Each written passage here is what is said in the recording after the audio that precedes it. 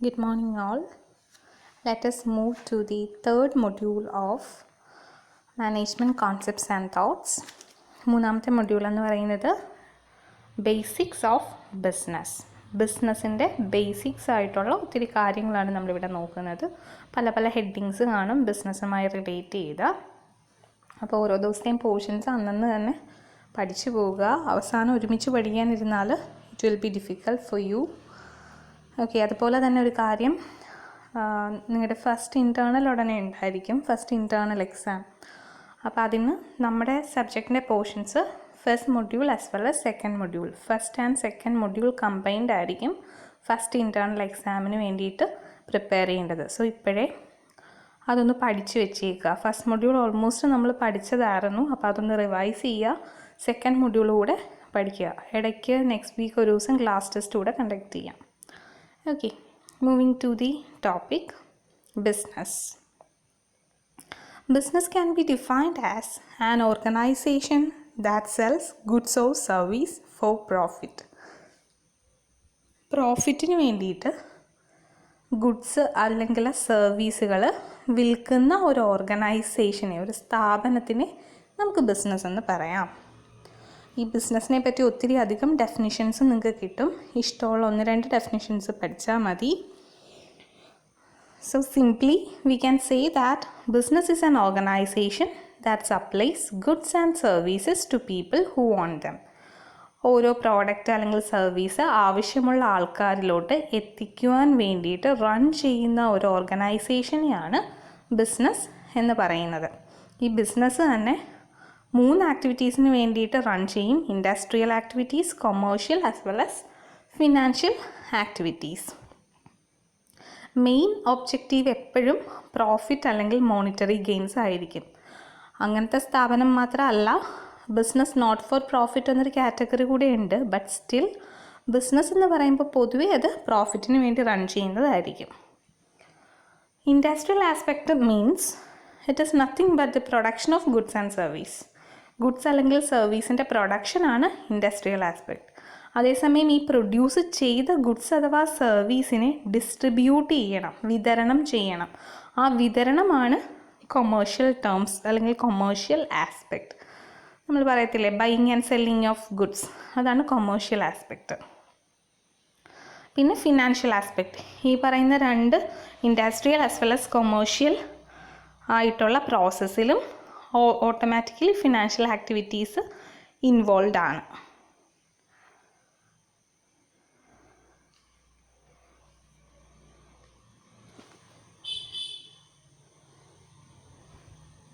Okay, generation of profit or financial return is the driving force behind the setting up of every business. ഏതൊരു ബിസിനസ്സും start ചെയ്യുന്നത് എന്തിനു വേണ്ടി തന്നെയാണ്? Monetary ബെനിഫിറ്റിന് വേണ്ടിയിട്ട് അല്ലെങ്കിൽ ഫിനാൻഷ്യൽ റിട്ടേണിന് വേണ്ടിയിട്ട്.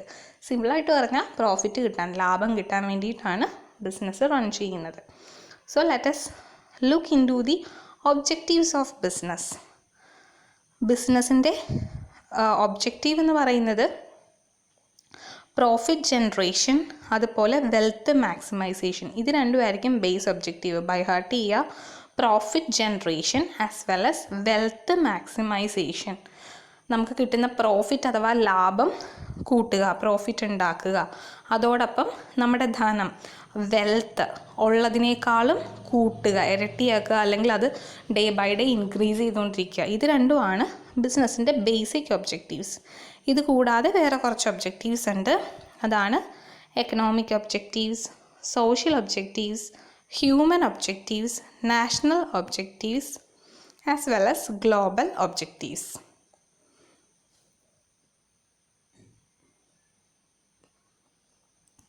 ആദ്യത്തേത് എക്കണോമിക് ഒബ്ജക്റ്റീവ്സ്.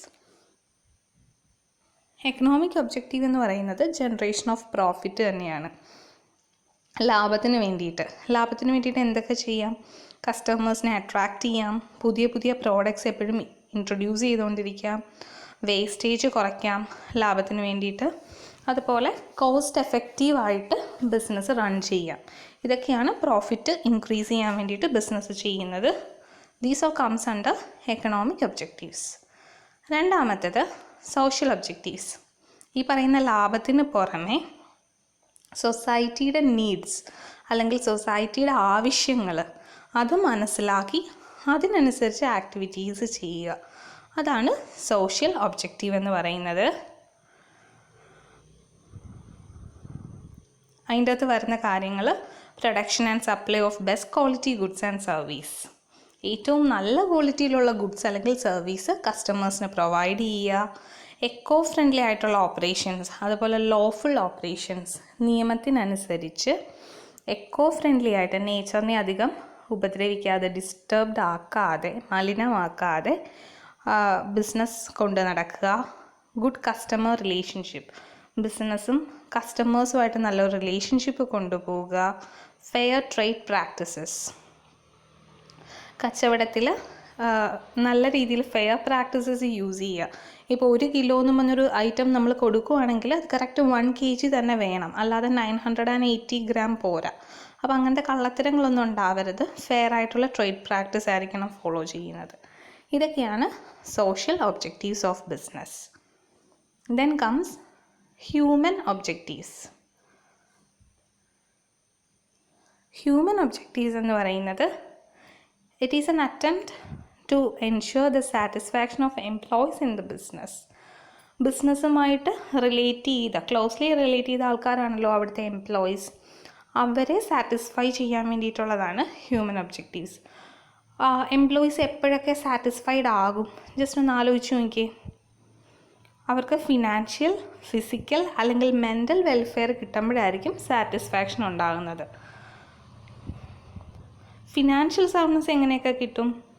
അഡിക്വേറ്റ് വേജസ്, ചെയ്യുന്ന ജോലിക്കനുസരിച്ചുള്ള ശമ്പളം അല്ലെങ്കിൽ കൂലി കൊടുക്കുക, ഇൻസെൻറ്റീവ്സ് കൊടുക്കുക, എന്തെങ്കിലുമൊക്കെ എക്സ്ട്രാ ജോലി ചെയ്യാൻ നേരത്ത് അല്ലെങ്കിൽ കുറച്ച് നല്ല രീതിയിൽ വർക്ക് ചെയ്യാൻ നേരത്ത് ഇൻസെൻറ്റീവ്സ് കൊടുക്കുക.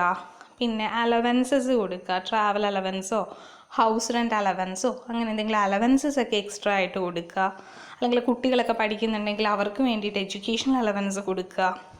അപ്പോൾ ഇങ്ങനെയൊക്കെ ചെയ്ത് കഴിഞ്ഞാൽ ഓട്ടോമാറ്റിക്കലി എന്താ, അവിടുത്തെ എംപ്ലോയീസ് ഹാപ്പി ആവും. എംപ്ലോയീസ് ഹാപ്പി ആയിക്കഴിഞ്ഞാൽ പ്രൊഡക്ടിവിറ്റി കൂടും എന്നാണ് നമ്മുടെ ഒരു വിശ്വാസം. There is a saying that happy customer is the productive customer. എപ്പോഴെങ്കിലും നിങ്ങൾ കേട്ടിട്ടുണ്ടായിരിക്കും ഏറ്റവും ഹാപ്പി കസ്റ്റമർ അല്ല, ഹാപ്പി എംപ്ലോയി കേട്ടോ. Happy employee is the productive employee. Employees happy ആയിട്ടിരിക്കുമെങ്കിൽ അവർ പൊതുവേ നല്ല രീതിയിൽ പ്രൊഡക്റ്റീവ് ആയിരിക്കും എന്ന് നമ്മൾ കേട്ടിട്ടുണ്ട്. അത് തന്നെയാണ് ഇവിടെ ഉദ്ദേശിക്കുന്നത്. പിന്നെ ഇതൊക്കെ കൂടാതെ സേഫ് ആയിട്ടുള്ള വർക്ക് എൻവയോൺമെൻറ്റ്, നമുക്ക് വലിയ ആപത്തും പ്രശ്നമൊന്നും ഇല്ലാതെ നല്ല രീതിയിലുള്ളൊരു വർക്ക് സിറ്റുവേഷൻ ഉണ്ടെങ്കിൽ, അതുപോലെ അവിടുത്തെ സുപ്പീരിയേഴ്സായിട്ടൊക്കെ നല്ലൊരു റിലേഷൻഷിപ്പ് മെയിൻറ്റെയിൻ ചെയ്യാൻ പറ്റിയാൽ, അതുപോലെ മനസ്സിന് ഒത്തിരി സ്ട്രെയിനുള്ള രീതിയിൽ ഒത്തിരി പ്രഷർ കൊടുക്കാതെയൊക്കെ ഇരുന്നാൽ എംപ്ലോയീസിന് mental as well as physical സാറ്റിസ്ഫാക്ഷനും കിട്ടും. അപ്പോൾ ഇതൊക്കെയാണ് ബിസിനസ്സിൻ്റെ human objectives. Then comes national objectives. Business എന്ന് പറയുന്നത് ഒരു നേഷൻ്റെ, ഒരു കൺട്രിയുടെ എക്കണോമിക് ഡെവലപ്മെൻറ്റിന് ഒത്തിരിയധികം ഇമ്പോർട്ടൻ്റ് റോള് വഹിക്കുന്ന ഒരു ഘടകം തന്നെയാണ്.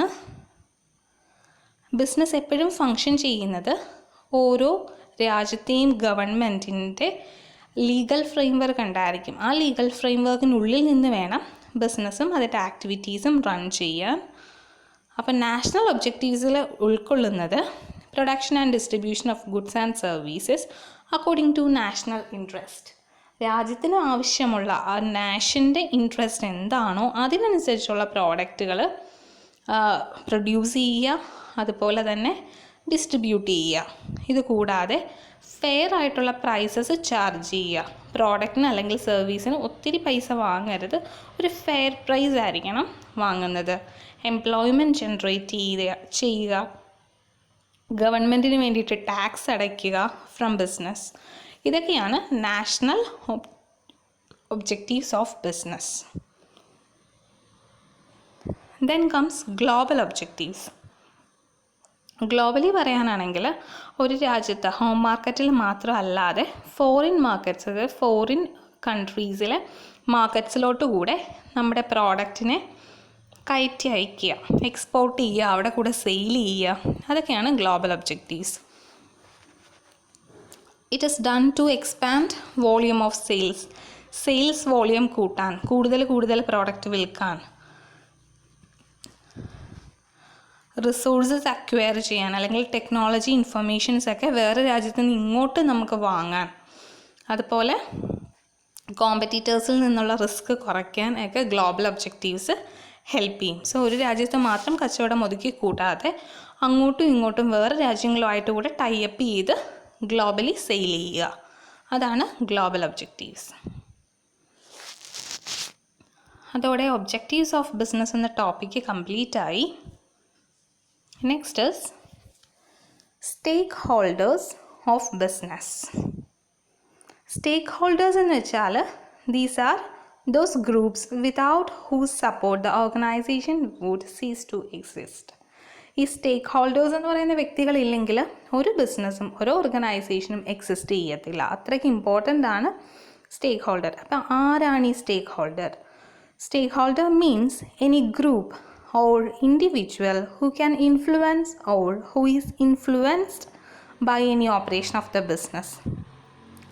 ബിസിനസ് കാരണം ഇൻഫ്ലുവൻസ് ചെയ്യപ്പെടുന്ന ഒരാൾ, അല്ലെങ്കിൽ ബിസിനസ്സിനെ ഇൻഫ്ലുവൻസ് ചെയ്യുന്ന ഒരാൾ, അല്ലെങ്കിൽ ഒരു കൂട്ടം ആൾക്കാരെയാണ് സ്റ്റേക്ക് ഹോൾഡേഴ്സ് എന്ന് പറയുന്നത്. ഇത് രണ്ട് കാറ്റഗറീസ് ഉണ്ട്, ഇൻറ്റേർണൽ സ്റ്റേക്ക് ഹോൾഡേഴ്സും എക്സ്റ്റേർണൽ സ്റ്റേക്ക് ഹോൾഡേഴ്സും. ഇൻറ്റേർണൽ സ്റ്റേക്ക് ഹോൾഡേഴ്സ് എന്ന് പറയുന്നത് ബിസിനസ്സിന് അകത്തുള്ള ആൾക്കാരായിരിക്കും. ഓക്കെ, അപ്പോൾ എക്സ്റ്റേർണൽ ആരായിരിക്കും? ബിസിനസ്സിന് പുറമേ ഉള്ള ആൾക്കാർ. നമുക്ക് ആദ്യം ഇൻറ്റേർണൽ സ്റ്റേക്ക് ഹോൾഡേഴ്സ് നോക്കാം. They are persons inside the business who actively participate in its day-to-day operations. ഓരോ ദിവസത്തെയും ഡേ ടു ഡേ ഓപ്പറേഷൻസ് ഉണ്ടല്ലോ ബിസിനസ്സുമായി റിലേറ്റ് ചെയ്ത, അതിൽ ആക്റ്റീവ്ലി പാർട്ടിസിപ്പേറ്റ് ചെയ്യുന്ന വ്യക്തികളാണ് ഇൻറ്റേർണൽ സ്റ്റേക്ക് ഹോൾഡേഴ്സ്. മെയിനായിട്ട് 3 കാറ്റഗറീസ് ആണുള്ളത്: ഓണേഴ്സ്, മാനേജേഴ്സ്, എംപ്ലോയീസ്. ഓണേഴ്സ് എന്ന് വെച്ചാൽ ആരാണ്? ഉടമസ്ഥർ. ഉടമസ്ഥർ എന്ന് വെച്ചാൽ ബിസിനസ് സ്റ്റാർട്ട് ചെയ്ത് റൺ ചെയ്യുന്ന വ്യക്തി അല്ലെങ്കിൽ വ്യക്തികൾ. അവർക്കായിരിക്കും എക്കണോമിക് ഗെയിൻസ് അല്ലെങ്കിൽ പ്രോഫിറ്റ് ഒക്കെ കിട്ടുന്നത്. അവർ തന്നെയായിരിക്കും ചിലപ്പോൾ ബിസിനസ് റൺ ചെയ്യുന്നത്. അതല്ലെങ്കിൽ അവർക്ക് മാനേജ് ചെയ്യാൻ പറ്റാത്ത കേസിൽ എക്സ്റ്റേർണൽ മാനേജറിയൽ സ്റ്റാഫിനെ നിയമിക്കും. എന്നിട്ട് മാനേജ്മെൻറ്റ് റെസ്പോൺസിബിലിറ്റി ആ വ്യക്തിക്ക് കൊടുക്കും. എന്നിട്ട് ഓണറിന് പകരം മാനേജേഴ്സ് അവിടുത്തെ കാര്യങ്ങൾ നോക്കി നടത്തും. ഇതൊക്കെയായിരിക്കും വരുന്നത്. ദെൻ ഓണേഴ്സിന് എന്തൊക്കെയാണ് ബിസിനസ്സിൽ ചെയ്യേണ്ടത്? What are the interest of the owners in the business? Policies formulate ചെയ്യുക, അവിടെയുള്ള ആൾക്കാരെ അപ്പോയിൻറ്റ് ചെയ്യുക, സ്റ്റാഫിങ്, ഡയറക്റ്റിംഗ്, ലീഡിങ്, അതുപോലെ തന്നെ taking crucial measures to improve the performance of ബിസിനസ്സിൻ്റെ പെർഫോമൻസ് കൂട്ടാൻ വേണ്ടി ഇമ്പോർട്ടൻ്റ് ആയിട്ടുള്ള മെഷേഴ്സ് എടുക്കുക. ദെൻ പ്രോഫിറ്റ് കൂട്ടാൻ വേണ്ടി അല്ലെങ്കിൽ മോണിറ്ററി ബെനിഫിറ്റ് കിട്ടാൻ വേണ്ടി ചെയ്യാവുന്ന എന്തൊക്കെയാണോ ആ കാര്യങ്ങളൊക്കെ ചെയ്യുക. ഇതൊക്കെയായിരിക്കും ഓണേഴ്സിൻ്റെ ഇൻട്രസ്റ്റ്. ദെൻ രണ്ടാമത്തെ ഇൻറ്റേർണൽ സ്റ്റേക്ക് ഹോൾഡറാണ് മാനേജേഴ്സ്. മാനേജേഴ്സ് ആരാണ്? ഓണേഴ്സ് അപ്പോയിൻറ്റ് ചെയ്യുന്ന ആൾക്കാർ. ഓണേഴ്സിന് പകരം ആ ഒരു റെസ്പോൺസിബിലിറ്റി നോക്കി നടത്തുന്ന ആൾക്കാർ, ആ ബിസിനസ്സിനെ മാനേജ് ചെയ്യുന്ന ആൾക്കാരെയാണ് മാനേജേഴ്സ് എന്ന് പറയുന്നത്.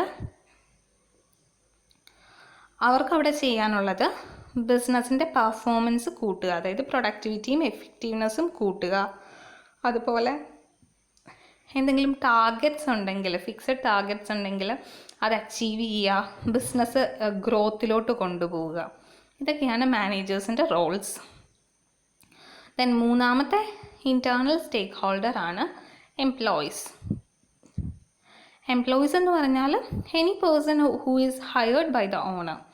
ഒരു പർട്ടിക്കുലർ ജോബ് ചെയ്യാൻ വേണ്ടി, ഒരു ജോലി ചെയ്യാൻ വേണ്ടിയിട്ട് ഓണർ അല്ലെങ്കിൽ മാനേജർ അപ്പോയിൻറ്റ് ചെയ്യുന്ന വ്യക്തികളെയാണ് എംപ്ലോയീസ് എന്ന് പറയുന്നത്. അവരിൽ നിന്ന് നമ്മളൊരു ഡിസയേർഡ് ആയിട്ടുള്ള ഔട്ട്പുട്ട് പ്രതീക്ഷിക്കുന്നുണ്ട്. ആ ഔട്ട്പുട്ട് കിട്ടാൻ വേണ്ടിയിട്ട് അവർ വർക്ക് ചെയ്യണം. അതിന് പകരം നമ്മൾ എന്ത് ചെയ്യും? അവർക്ക് വേണ്ടിയിട്ടുള്ള സാലറി അല്ലെങ്കിൽ മോണിറ്ററി ബെനിഫിറ്റ് നമ്മൾ അവർക്ക് കൊടുക്കും. സോ ഒരു എംപ്ലോയിയുടെ ഇൻട്രസ്റ്റ് എന്തൊക്കെയാണെന്ന് നോക്കാം. അവരുടെ താല്പര്യങ്ങൾ എന്തൊക്കെയായിരിക്കും? വേജ് അല്ലെങ്കിൽ സാലറി പ്രോപ്പറായിട്ട് കിട്ടുക. ദെൻ ജോബ് സെക്യൂരിറ്റി, പെട്ടെന്നൊരു ദിവസം നമ്മളെ ജോലിയിൽ നിന്ന് വിടരുത്, പകരം ഒരു പെർമനൻസി അല്ലെങ്കിൽ ഒരു ജോബ് സെക്യൂരിറ്റി ഉണ്ടായിരിക്കണം. പിന്നെ നല്ല രീതിയിലുള്ള റിലേഷൻഷിപ്സ് വിത്ത് കോ വർക്കേഴ്സ് ആസ് വെൽ ആസ് വിത്ത് സുപ്പീരിയേഴ്സ്. പിന്നെ പറ്റാവുന്ന അത്രയും ഫിനാൻഷ്യൽ അല്ലെങ്കിൽ നോൺ ഫിനാൻഷ്യൽ ആയിട്ടുള്ള ബെനിഫിറ്റ്സ് ഒക്കെ കമ്പനിയിൽ നിന്ന് കിട്ടുക. ഇതൊക്കെയായിരിക്കും എംപ്ലോയീസിൻ്റെ ഇൻട്രസ്റ്റുകൾ. ഈ 3 പേരാണ് ബിസിനസ്സുമായി ക്ലോസ്ലി ലിങ്ക്ഡ് ആയിട്ടുള്ള ഇൻറ്റേർണൽ സ്റ്റേക്ക് ഹോൾഡേഴ്സ്. ഇതല്ലാണ്ട് വേറെ ആരെങ്കിലും മനസ്സിൽ കിട്ടുന്നുണ്ടോ? ഒരു ബിസിനസ്സിൻ്റെ അകത്ത് തന്നെ ഇരുന്ന് ബിസിനസ്സുമായിട്ട് ക്ലോസ്ലി റിലേറ്റ് ചെയ്ത ആൾക്കാർ. Owners, managers, then comes employees. ഈ 3 കാറ്റഗറീസാണുള്ളത്. ഇതുപോലെ തന്നെ സെക്കൻഡ് കാറ്റഗറിയാണ് എക്സ്റ്റേണൽ സ്റ്റേക്ക് ഹോൾഡേഴ്സ്. എന്തായിരിക്കും എക്സ്റ്റേണൽ സ്റ്റേക്ക് ഹോൾഡേഴ്സ് എന്ന് വെച്ചാൽ? ബിസിനസ്സിൻ്റെ പുറത്ത് നിന്ന് ബിസിനസ്സിനെ അഫക്റ്റ് ചെയ്യുന്ന അല്ലെങ്കിൽ ബിസിനസ് കാരണം അഫക്റ്റ് ചെയ്യപ്പെടുന്ന വ്യക്തികളാണ് എക്സ്റ്റേണൽ സ്റ്റേക്ക് ഹോൾഡേഴ്സ്. അതൊരു 6 കാറ്റഗറീസ് ഉണ്ട്. അതിൽ ആദ്യത്തേത് ഷെയർ ഹോൾഡേഴ്സ്. ഷെയർ ഹോൾഡർ എന്ന് വെച്ചാൽ ഒരു കമ്പനിയുടെ ഷെയർസ് വാങ്ങിയേക്കുന്ന വ്യക്തികളെയാണ് ഷെയർ ഹോൾഡേഴ്സ് എന്ന് പറയുന്നത്. ഈ ഷെയർ ഹോൾഡേഴ്സ് എല്ലാവരും കൂടെ ചേർന്നായിരിക്കും കമ്പനിയെ മൊത്തത്തിൽ ഓൺ ചെയ്യുന്നത്. ഇവരുടെ ഇൻട്രസ്റ്റ് എന്ന് പറയുന്നത് നല്ല രീതിയിൽ പ്രോഫിറ്റ് ഉണ്ടാക്കുക ബിസിനസ്, അതുവഴി ഇവർക്ക് കിട്ടുന്ന ഡിവിഡൻറ്റ് എമൗണ്ട് കൂട്ടുക, ബിസിനസ്സിൻ്റെ പെർഫോമൻസ് നല്ല രീതിയിൽ ഇൻക്രീസ് ചെയ്യുക, അതൊക്കെയാണ് ഇവരുടെ താല്പര്യങ്ങൾ. Then comes customers. കസ്റ്റമർ എന്ന് വെച്ചാൽ ആരാണ്? കസ്റ്റമർ എന്ന് വെച്ചാൽ ഈ ഒരു ബിസിനസ്സിൽ നിന്നും പ്രോഡക്റ്റ് വാങ്ങുന്ന അല്ലെങ്കിൽ സർവീസ് വാങ്ങുന്ന വ്യക്തിയെയാണ് കസ്റ്റമർ എന്ന് പറയുന്നത്. കസ്റ്റമർ എന്തൊക്കെയായിരിക്കും ആഗ്രഹിക്കുന്നത് ബിസിനസ്സിൽ നിന്നും? നല്ല ക്വാളിറ്റിയുള്ള പ്രോഡക്റ്റ് ഫെയർ പ്രൈസിന് കിട്ടുക, പിന്നെ നല്ലൊരു കസ്റ്റമർ കെയർ റിലേഷൻഷിപ്പ് ഉണ്ടാക്കുക, നല്ല സർവീസ് കിട്ടുക, ഇതൊക്കെയാണ് കസ്റ്റമേഴ്സിൻ്റെ ഇൻട്രസ്റ്റുകൾ. Then comes creditors. ക്രെഡിറ്റർ എന്ന് പറഞ്ഞത് ഒരു വ്യക്തിയാകാം, അല്ലെങ്കിൽ ഒരു ഇൻസ്റ്റിറ്റ്യൂഷനോ കമ്പനിയോ ഈവൻ ഗവൺമെൻറ് വേണമെങ്കിലും ആകാം. ഇവർ ചെയ്യുന്നത് ബിസിനസ്സിന് ആവശ്യമുള്ള ഫണ്ട് അഥവാ ലോൺ പ്രൊവൈഡ് ചെയ്യുന്നു. They provide funds to the business in the form of loans. ഇവർക്ക് കമ്പനിയിലുള്ള ഇൻട്രസ്റ്റ് എന്തായിരിക്കും? Credit worthiness of the business, അതായത് വിശ്വസിക്കാൻ പറ്റുന്ന കമ്പനി ആയിരിക്കണം. അവർക്ക് റീപേയ്മെൻറ്റ് കപ്പാസിറ്റി ഉണ്ടായിരിക്കണം. റീപേയ്മെൻറ്റ് കപ്പാസിറ്റി എന്ന് വെച്ചാൽ ഈ ലോൺ എടുക്കുന്ന എമൗണ്ട് തിരിച്ചടയ്ക്കാനുള്ളൊരു കഴിവുണ്ടോ ഇല്ലയോ എന്ന് നോക്കും. അതുപോലെ ലോണിൻ്റെ ടേംസ് എങ്ങനെയാണ്, എത്ര വർഷത്തേക്കാണ്, എത്രയാണ് ഇൻട്രസ്റ്റ്, സെക്യൂരിറ്റി ആയിട്ട് എന്ത് വാങ്ങണം, ഇതെല്ലാം ക്രെഡിറ്റേഴ്സിൻ്റെ ആയിട്ട് റിലേറ്റ് ചെയ്ത് വരുന്ന കാര്യങ്ങളാണ്. Then come suppliers. സപ്ലയേഴ്സ് എന്ന് വെച്ചാൽ they are the persons who supply the required raw materials as well as capital goods to business. ബിസിനസ്സിന് വേണ്ടിയിട്ടുള്ള റോ മെറ്റീരിയൽസും ക്യാപിറ്റൽ ഗുഡ്സും ഒക്കെ സപ്ലൈ ചെയ്യുന്ന വ്യക്തികളെ വിളിക്കുന്ന പേരാണ് സപ്ലയേഴ്സ്. Then government. ഗവൺമെൻറ് എന്ന് പറയുന്നത് ഒരു എക്സ്റ്റേണൽ സ്റ്റേക്ക് ഹോൾഡറാണ്. കാരണം എന്താണെന്ന് ചോദിച്ചാൽ ബിസിനസ്സിൽ നിന്നും ഗവൺമെൻറ്റിന് ടാക്സിൻ്റെ രൂപത്തിൽ കുറച്ചധികം പൈസ കിട്ടാറുണ്ട്. അതുപോലെ തിരിച്ച് എന്തെങ്കിലും സബ്സിഡീസോ ഫിനാൻഷ്യൽ എയ്ഡോ ഒക്കെ ഗവൺമെൻറ്റിൽ നിന്നും ബിസിനസ്സിനും കിട്ടാറുണ്ട്. സോ അങ്ങോട്ടും ഇങ്ങോട്ടും അവർ ഡിപ്പെൻഡൻ്റ് ആണ്. അതുകൊണ്ടാണ് ഗവൺമെൻറ് എന്ന് പറയുന്ന ഒരു എക്സ്റ്റേണൽ സ്റ്റേക്ക് ഹോൾഡർ ആവുന്നത്. കാര്യം ബിസിനസ്സിന് അകത്തുള്ള ആളല്ലോ, പുറത്തുള്ള ആളല്ലേ. Then comes society. സൊസൈറ്റിക്കും ബിസിനസ്സുമായിട്ട് നല്ല രീതിയിൽ ബന്ധമുണ്ട്. കാരണം നമ്മൾ എവിടെ നിന്നാണ് ആൾക്കാരെ ബിസിനസ്സിന് വേണ്ടി എടുക്കുന്നത്? എംപ്ലോയീസിന് വേണ്ടേ ഒരു ബിസിനസ് ചെയ്യണമെങ്കിൽ? ആ എംപ്ലോയീസ് എവിടെ നിന്നാണ് വരുന്നത്? സൊസൈറ്റിയിൽ നിന്നാണ് എംപ്ലോയീസ് വരുന്നത് അല്ലേ. ഈ എംപ്ലോയീസ് കൂടെ വന്നിട്ട് പുതിയ പ്രോഡക്റ്റുകൾ ഉണ്ടാക്കുന്നു. ഈ ഉണ്ടാക്കിയ പ്രോഡക്റ്റ് നമ്മൾ എങ്ങോട്ടാണ് കൊടുക്കുന്നത്? അത് വീണ്ടും സൊസൈറ്റിയിലോട്ട് തന്നെയാണ് കൊടുക്കുന്നത്. സോ അങ്ങോട്ടും ഇങ്ങോട്ടും ഒരു മ്യൂച്വൽ ബെനഫിറ്റ് എന്ന രീതിയിലാണ് സൊസൈറ്റിയും ബിസിനസ്സും ഫങ്ഷൻ ചെയ്യുന്നത്. ഇതൊക്കെയാണ് എക്സ്റ്റേണൽ സ്റ്റേക്ക് ഹോൾഡേഴ്സ്. 6 കാറ്റഗറീസ് ഉണ്ട്, നോക്കുക. Internal stakeholders as well as external stakeholders important ആണ്, മനസ്സിലാക്കി പഠിച്ചാൽ തെറ്റത്തില്ല. Okay, thank you. That's all for today's class.